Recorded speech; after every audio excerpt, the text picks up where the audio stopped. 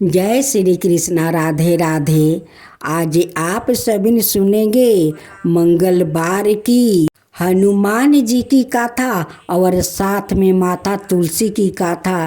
क्योंकि तुलसी बिना हनुमान जी कभी भोग नहीं लगाते हैं। अगर भोग भी करे तो उनकी पेट नहीं भरता है।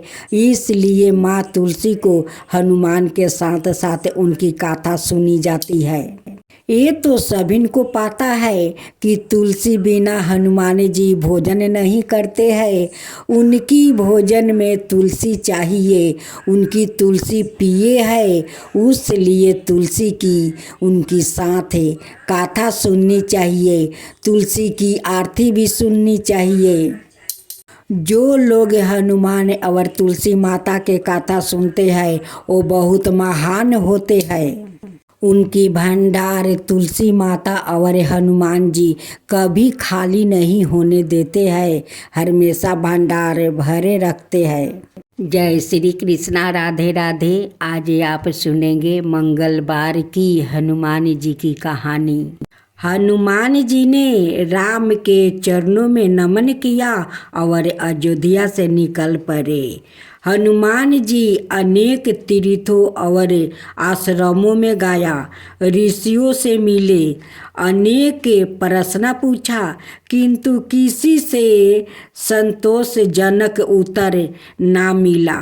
एक दिन वो कैलाश पर्वत के समीप एक निर्जन वन में पहुंचा, जहाँ एक ब्रह्मचारी संत ध्यान मगन बैठे थे। महातेजस्वी वेद श्री ब्रह्मा कहा जाता है कि वेदों के कथा रहस्यों को उन्होंने आत्मसात कर दिया है और ब्रह्म ज्ञान के प्रकाश में लीन रहते हैं। हनुमान जी ने उन्हें साष्टांग प्रणाम किया और अपनी शंका बताई। वेद ऋषि ने धीरे धीरे आंखों खोली, बोले, हनुमान, तुम्हारी भक्ति से पर संदेह नहीं है, परंतु आत्म समीक्षा का प्रश्न बड़ा है। एक साधक को तब तक पूर्ण नहीं माना जाता जब तक यह सवाए की गहराइयों में उतर कर अपने भावों की शुद्धता ना परीखे। हनुमान जी ने कहा, मैं किसी भी परीक्षा को स्वीकार कर लेने को तैयार हूँ। वेद ऋषि बोले, पास ही गांव है शिवपुर, वहाँ एक वृद्धा विधवा रहती है, नाम है सत्यवती। उसका कोई नहीं है, वो अत्यंत निर्धन है, पर राम भक्त है। तुम्हारी परीक्षा यह है, अगले 40 दिन तुम उसकी सेवा करो, बिना उसे यह जानने दिया कि तुम कौन हो।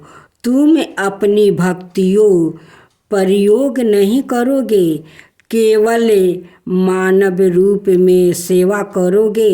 और यदि यह वृद्धा अंत कहे कि मुझे प्रभु राम ने संभाला, तब समझो तुम्हारी भक्ति सत्य है। हनुमान जी ने हृदय से यह स्वीकार कर लिया। हनुमान जी ग्रामीण भेष में शिवपुर पहुंच गया। वृद्धा का घर टूटे हुए खपरौल से ढाका था। एक छोटी सी झोपड़ी।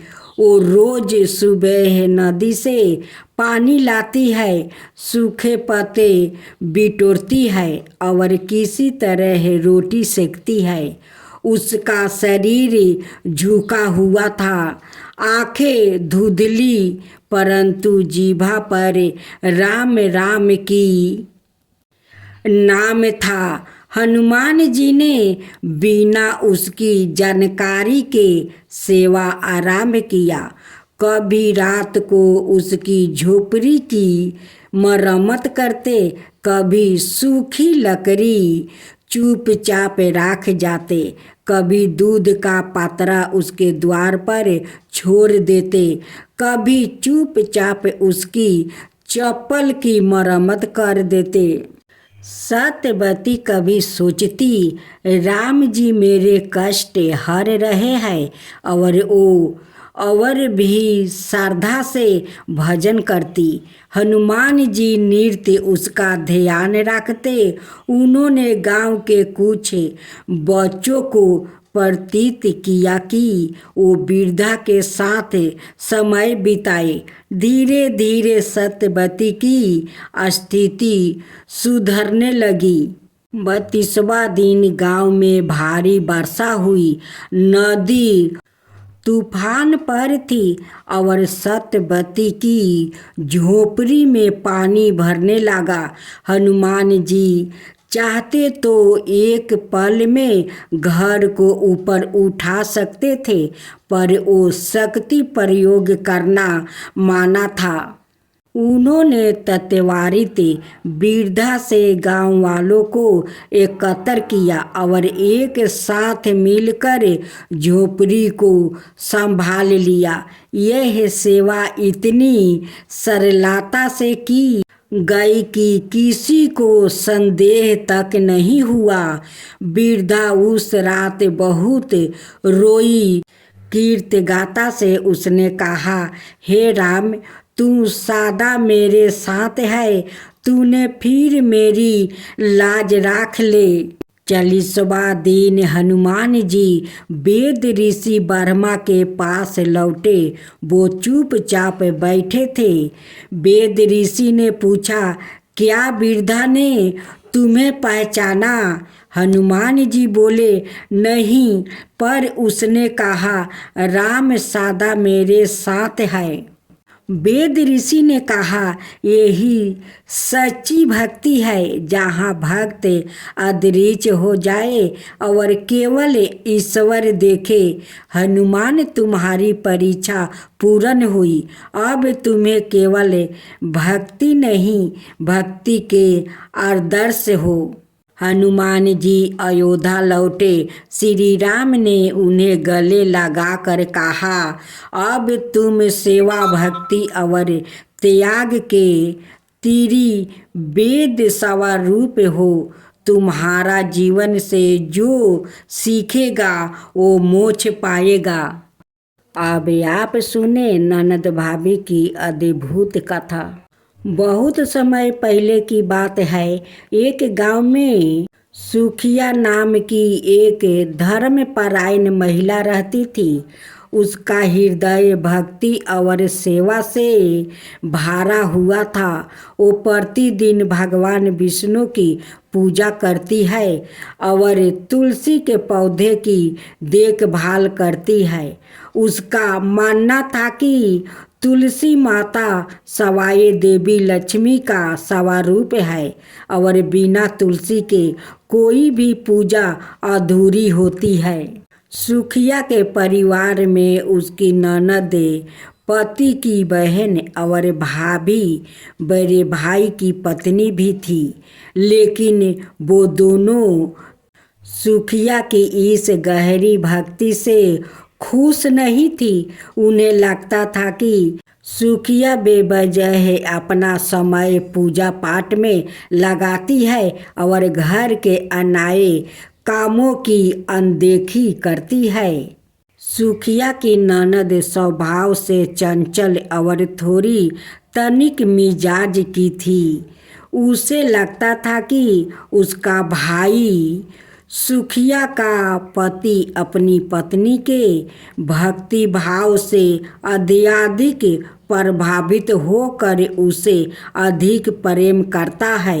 यह बात उसे चुभती थी और इसलिए वो सुखिया को नीचा दिखाने का हर संभव प्रयास करती थी। भाभी को भी सुखिया से जलन थी। सुखिया की सरलता और भक्ति के कारण गांव में हर कोई उसकी प्रशंसा करता था, लेकिन भाभी को यह पसंद नहीं था। वो अक्सर कहती है, दिन भर पूजा करने से पेट नहीं भरता है। भगवान ने आज तक किसी को खुद आकर खाना दिया है। जब सुखिया सुबह सुबह स्नान करके भगवान विष्णु की पूजा में बैठती तो उसकी ननद और भाभी जानबूझकर उसे तंग करने के लिए कोई ना कोई काम निकाल लेती है। कभी कहती है घर की सफाई कर दो वरना सासू माँ नाराज हो जाएगी। कभी कहती है चूल्हे में आग बुझ गई है, तुम ही जाओ और फिर से जलाओ। और कभी कभी तो सीधे ताना मारती है, इतनी पूजा करती है फिर भी कोई चमत्कार क्यों नहीं होता है। सुखिया यह सब सहन करती थी, लेकिन उसने कभी भी भगवान की भक्ति को नहीं छोड़ा। भगवान विष्णु अपनी भक्तों की परीक्षा अवश्य लेते हैं और यही उन्होंने तुलसी के साथ भी किया था। एक दिन जब सुखिया पूजा कर रही थी तब उसकी ननद और भाभी ने एक आयोजन बनाई। उन्होंने तुलसी के पौधे को उखाड़ने का निश्चय किया। उनका विचार था कि यदि तुलसी का पौधा ही नहीं रहेगा तो वो पूजा कैसे करेगी। जब सुखिया घर के काम में व्यस्त थी तब उसकी ननद और भाभी ने मिलकर तुलसी के पौधे को जड़ से उखाड़ दिया और उसे पास के नदी में बहवा दिया।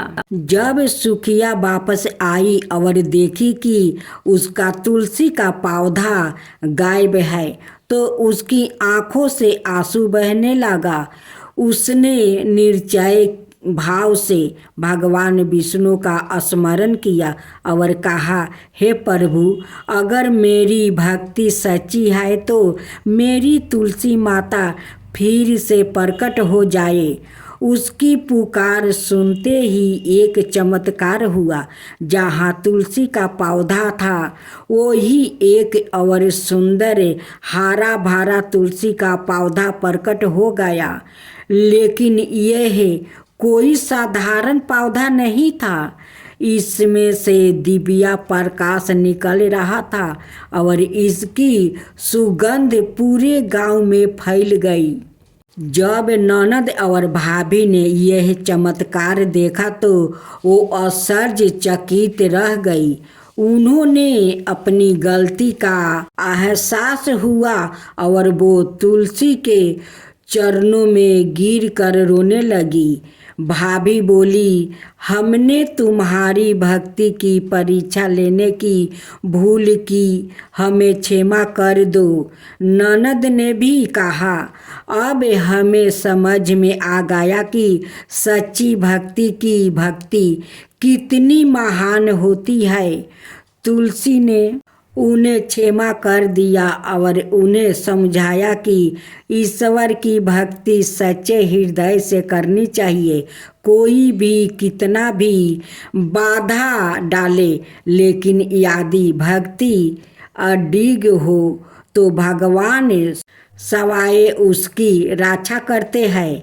उस दिन से भाभी और ननद भी तुलसी माता की पूजा करने लगी और उन्होंने अपना व्यवहार बदल लिया। इसके बाद पूरे गांव में तुलसी माता की महिमा गूंजने लगी। लोग तुलसी के पौधे को पूजने लगे और उन्हें विश्वास हो गया कि भगवान विष्णु के साथ साथ तुलसी माता का भी पूजन करना आवश्यक है। जय श्री कृष्णा, राधे राधे। आज आप सुनेंगे तुलसी माता और बाजिन स्त्री की कहानी। बहुत प्राचीन समय की बात है। एक घना वन था, हरे भरे पेड़ों से, फूलों की खुशबू से सुगंधित और नदियों के कन कन गूंजता हुआ था। उस वन के किनारे एक छोटा सा गांव बसा था। उस गांव में रहती थी साध्वी नाम की एक स्त्री। उसका नाम भले ही साध्वी था, पर उसका जीवन एक गहरे दुख से भरा हुआ था। साध्वी एक परम पतिव्रता थी। उसका पति हरि राम भी साजन और ईश्वर भक्त था। दोनों ने विवाह के वर्षों बाद भी संतान का मुख नहीं देखा। हर साल साध्वी की आंखें एक माँ बनने की आशा लिए सावन की रिम झिम में भीगते हुए, और हर बार वो आशा एक सूखे आंचल की तरह मुरझा जाती है। जब भी कोई स्त्री अपनी संतान को गोदी में लेकर आंगन में खेलती है, साध्वी का कलेजा कांप उठता है। उसकी कोख चीखती है, पर वो चीख किसी को सुनाई नहीं देती है। वो रात भर जाग जाग कर भगवान से मिनती करती है, आंखें में आंसू लिए तुलसी के आगे दीप जलाती है। हे माँ तुलसी, क्या मेरी गोद सादा सुनी रहेगी? क्या मैं कभी भी माँ नहीं कहलाऊंगी? गांव की स्त्रियां कभी कभी उसे सांत्वना देती, पर भीतर ही भीतर उस ताना मारती। भगवान जिसे चाहे उसे ही औलाद देते हैं। शायद इसने कोई पाप किया होगा। हर शब्द, हर ताना उसके हृदय पर किसी छुरी की तरह चलाती। साध्वी फिर भी शांत रहती, अपने आंसू तुलसी के पत्तों पर गिरा देती, मानो कह रही हो, माँ तुम ही मेरा साक्षी हो, मैं निर्दोष हूँ। एक दिन दोपहर था, बादल गरज रहे थे और धरती की महक चारों ओर फैली थी। साध्वी खेत से लौट रही थी, थकी हुई, उदास। तभी उसे एक बूढ़ी स्त्री रास्ते में मिलती है। उसके चेहरे पर गहराई थी, आँखों में करुणा था और वाणी में माँ का। उस वृद्धा ने धीरे से साध्वी का हाथ पकड़ा और कहा, क्यों बेटी, इतनी अशांत क्यों है?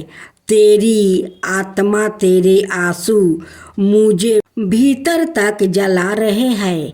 साध्वी फूट फूट कर रो पड़ी। उसकी हिचकियाँ हवा में घुलने लगी।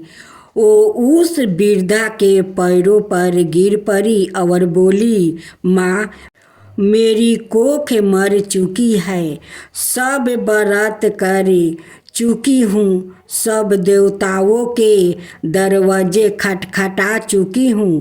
अब बस यही तुलसी बची है, जिसके पत्तों पर मैं हर रोज अपना दुख लिखती हूँ। वृद्धा ने उठाया और कहा, तू जिसे तुलसी कह रही है वही माँ है। मैं सवाए तुलसी हूँ। ब्रह्मा की वाणी में जिनकी महिमा गाई जाती है, विष्णु जिनके संग विवाह करते हैं।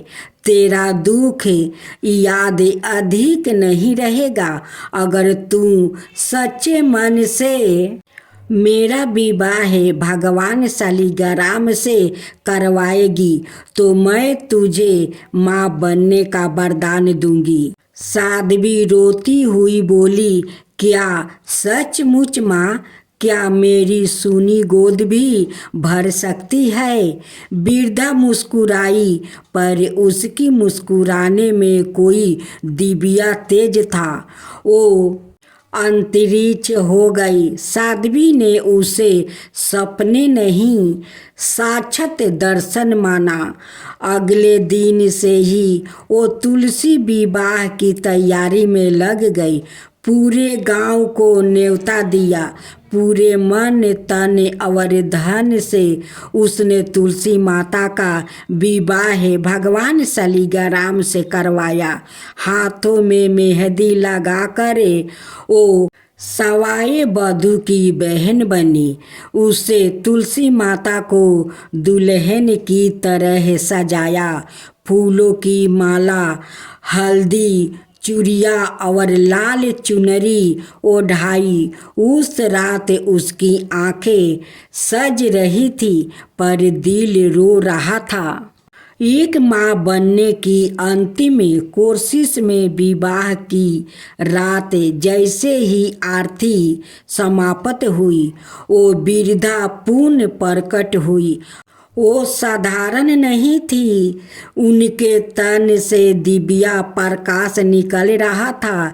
सिर पर मटुक था, हाथों में पद्म और आंचल में आशीर्वाद था। वो बोली, मैं तुलसी माता हूँ। तूने मुझे अपने आंसुओं से सींचा है। अब तेरी कोख में माँ बनने का बीज बो दूंगी। तेरा अंधकार अब समाप्त हुआ। जा बेटी, तेरे गोद अब कभी सूनी ना रहेगी। साध्वी रोते रोते उनके चरणों में गिर पड़ी। कुछ महीनों बाद गांव में उत्साह मनाया गया। साध्वी गर्भवती थी और 9 महीना बाद एक तेजस्वी पुत्र का जन्म हुआ। उसकी पहली रोहिणी रात्रि साध्वी की आंखों से आंसू नहीं बहे, पर अब वो आंसू दुख के नहीं, खुशियाँ का था। गांव की स्त्रियां अब उसकी गोदी देखकर श्रद्धा से नतमस्तक हो जाती थी। वो बाजिन अब माँ बन गई थी, तुलसी माता के वरदान से। हे तुलसी माता, अगर आपका कहानी में कोई भूल हो तो मुझे क्षमा कर दीजिए। अगर सही हो तो सब पर कृपा कीजिए। जय जय तुलसी माता, जय जय तुलसी माता, सब जग की सुखदाता वरदाता। जय जय तुलसी माता, जय जय तुलसी माता। सब योग के ऊपर, सब रोग के ऊपर रुझ से रक्षा करके भाव तराता। जय तुलसी माता, रुझ से रक्षा करके भाव तराता। जय तुलसी माता। बाहु पुत्री है सायामा, सुरबली है गारामा। विष्णु प्रिया जो तुम के सेवे, सोनर तर जाता। जय जय जय तुलसी माता, जय जय जय तुलसी माता। हरि कैसे सभी राजते, त्रिभुवन से हो बनती थी। पति जनों की तारानी, तुम्हें हो भी खाता। जय जय तुलसी माता, जय जय तुलसी माता। लेकर जन्म विजन में आई, दिव्या भवन में मानव लोगी तुम्हीं से सुख सन पति पाता। मानव लोग तुम ही से सुख सनपति पाता। जय जय तुलसी माता, जय जय तुलसी माता। आरती की जो हनुमान लला की, दुष्ट दलन रघुनाथ कला की। आरती की जो हनुमान लला की, दुष्ट दलन रघुनाथ कला की। जाके बल से गिरबर कापे, रोग सोग जाके निकट ना जाके। अंजनी पुत्र महाबलदाई, संतन के प्रभु सादा सहाई। आरती की जो हनुमान लला की, आरती की जो हनुमान लला की। देवीरा रघुनाथ पेठाए, लंका जरी सिया सुदिलाए। लंका सुकोट समुंदर सिखाई, लंका सुकोट समुंदर सिखाई। जात पवन सुता बरन लाई, आरती की जो हनुमान लला की। आरती की जो हनुमान लला की। लंका जरी असुर सहारे, सिया राम जी के काज सवारे। लंका जरी असुर सहारे, सिया राम जी के काज सवारे। लक्ष्मण मूर्छित पर सकारे, आनि सजीवने प्राण उबारे। लक्ष्मण मूर्छित पर सकारे, आनि सजीवने प्राण उबारे। आरती की जो हनुमान लला की, आरती की जो हनुमान लला की। बैठी पाताल तोरी जन्मे कारे, ओही रावण की भूजा उखारे। बाएं भूजा असुर दल मारे, दाहिने भूजा संतन तारे। आरती की जो हनुमान लला की, आरती की जो हनुमान लला की। सुर नर मुनि आरती उतारे, जय जय जय हनुमान उचारे। सुर नर मुनि आरती उतारे, जय जय जय हनुमान उचारे। कंचन थाली कपूर लो छाई, आरती करत अनजाना माई। कंचन थाली कपूर लो छाई, आरती करत अनजाना माई। आरती की जो हनुमान लला की, आरती की जो हनुमान लला की। जो हनुमान जी के आरती गावे, बस बैकुंठ पर में पद पावे। जो हनुमान जी के आरती गावे, बस बैकुंठ पर में पद पावे।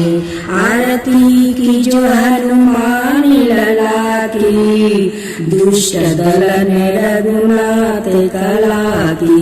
आरती की जो हनुमान लला की, दुष्ट दलन रघुनाथ कला की।